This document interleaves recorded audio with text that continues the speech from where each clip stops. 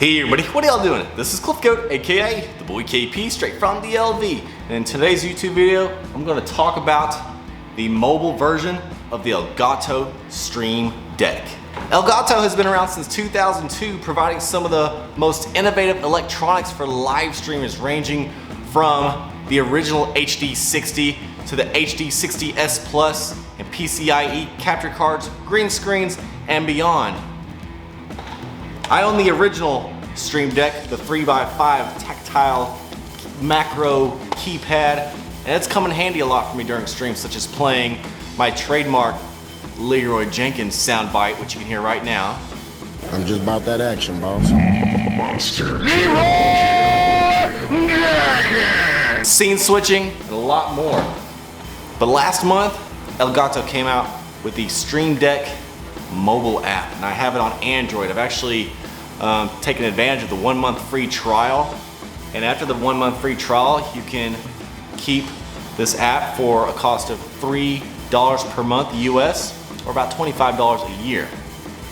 And I don't think those prices are too out of range, because $3 a month, that's really not that bad to pay, especially if you don't even have a Stream Deck like this that costs $150 US right now on Amazon.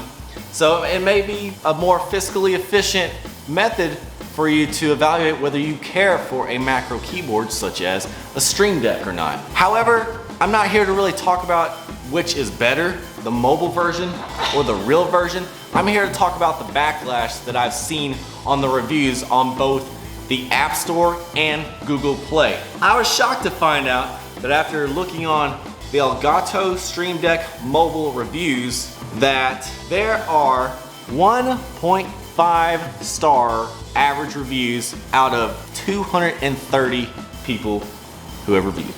I'm thinking to myself, what possible reason would 230 reviews average 1.5 stars? It better be for a good reason, otherwise I'm not going to take these reviewers legitimately. Here's some of the reviews that I do appreciate that are critical reviews on the Elgato Stream Deck. From March 17th by Matija Urseg, hopefully I said your name correctly. Buggy right now, if I press a folder, it doesn't go into it. Sometimes it shows buttons on one screen from a different screen. This is not production ready, and it worries me about the future of the product. I have a Stream Deck XL and I'm subscribed to the iPhone app as well, and neither one has bugs like this. If they don't fix these glaring bugs, I'll be unsubscribing. That's a legitimate critical review. That's a 2 out of 5 star rating. That's something to keep in mind whenever you want to consider using your hard-earned money for the Android version of the Elgato Stream Deck Mobile. However, most of these reviews, which rank high on the critical category of reviews, are seemingly entitled. Let me give you a few examples. From Jeremy Powers, the #1 most relevant overall review, you are limited to a 3x5 grid, which is similar to the original, keep in mind. And if you're thinking of running this on a tablet to replicate the Stream Deck XL, think again.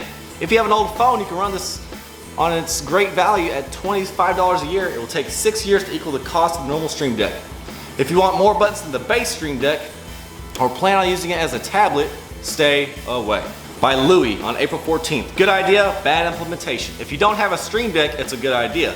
But as someone who paid over $200 for a Stream Deck, I find it a ripoff to expect me to pay monthly for an extension of the hardware I already own. Maybe add a way to make this free to those who own physical Stream Decks, and I'll consider it again. Until then, not worth the money for a bit of extra options. Well, Louie, as a reminder, this Stream Deck came out in early 2017. About 3 years later, the mobile version of the Stream Deck came out. Do you expect the people at Elgato to create this and sell this for you, and all of a sudden try to give you a free app that I'm sure took several man hours to create? No telling how much time it takes to make an app. And even if it's only a few weeks, that's thousands of dollars of, of man hours that you're paying for. So to expect something like a mobile app, an extension, to be totally free, then I think you're biting off more than you can chew there.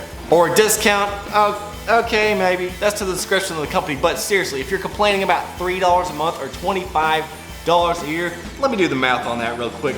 If you order this for $3 a month, you're talking about not even 10 cents a day. If you're complaining about 10 cents a day, I suggest you get a better job or switch career paths from being a streamer, because that's ridiculous. Now let's do the math on 25 US dollars a year into 365 days. You get 0.68 cents per day. Again, if you are complaining about the price of a different way to go about utilizing a Stream Deck, which it would take you 6 years to even equate to the price of the original Stream Deck, oh man, I suggest you get a higher paying job or something, because that's nothing to pay, and you do not have to pay for a Stream Deck. To expect a Stream Deck mobile app that is a digital replica of the original Stream Deck to be free, whenever you sound really entitled right now. And I don't think that's the right way to think about this. Think about the Elgato Stream Deck mobile app as an extra feature that Elgato is offering to you. Just because you already own a 3x5 hardware version of the Stream Deck does not make you entitled to a discount, and much less a free version of the Elgato Stream Deck mobile app. I will admit that the mobile app does have a little bit of bugs here and there. For me, it hasn't really been that much big of a deal on my Samsung Galaxy S10 Plus.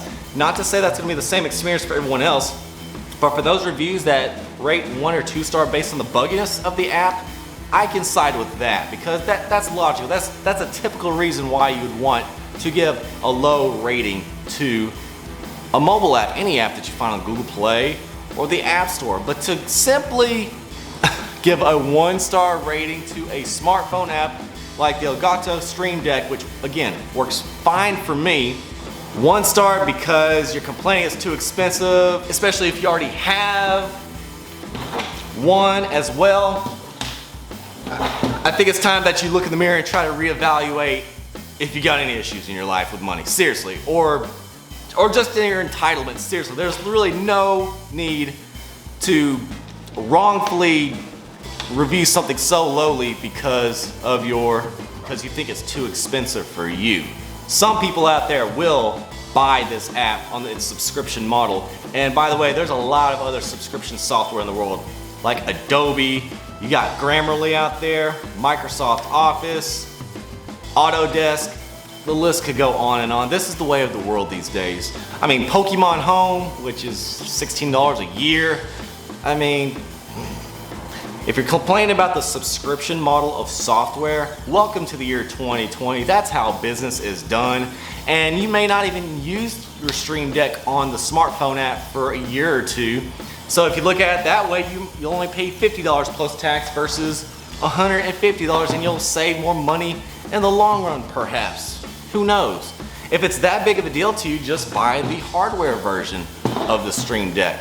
But in the end, I think the Elgato Stream Deck mobile app receives a very bad rap because of a case of highly entitled live streamers out there that think that everything should be handed to them for free.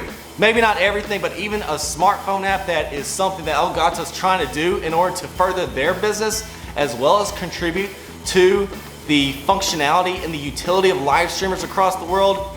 It's pretty ridiculous for those of you rating this mobile app 1 or 2 stars because of that. If you enjoyed this video, please click that thumb down there on the YouTube video, subscribe to my channel, and comment below. Be sure to join the official home of the hashtag Goat Army on Discord. I live stream 3 days a week on YouTube, Mixer, Twitch, DLive, Periscope, Twitter, and Facebook. Hope to see y'all in the next YouTube video. This is Cliffgoat, aka the boy KP, straight from the LV.